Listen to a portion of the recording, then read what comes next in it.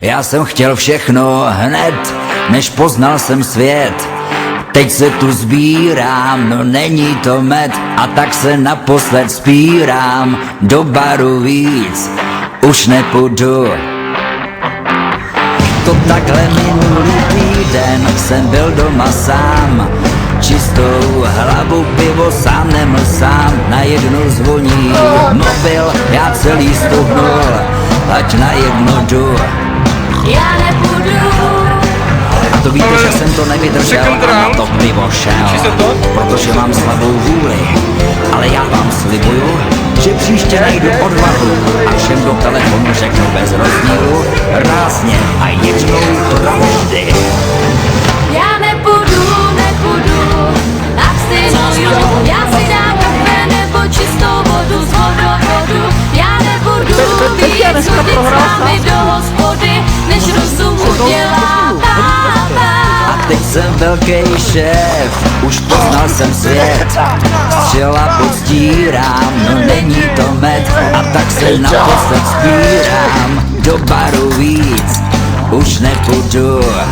Víc nepůjdu.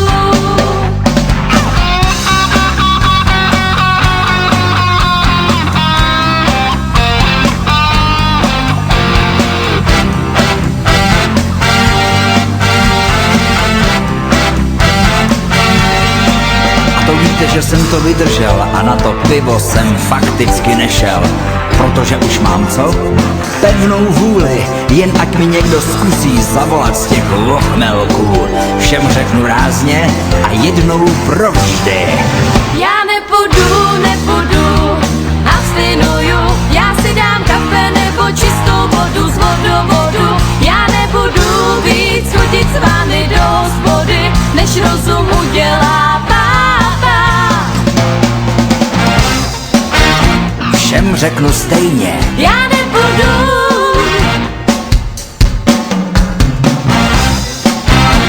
Už nikdy nepůjdu. Já nepůjdu, abstinuju. Já si dám kafe nebo čistou vodu z vodovodu. Já nebudu víc chodit s vámi do hospody, než rozum udělá pápa.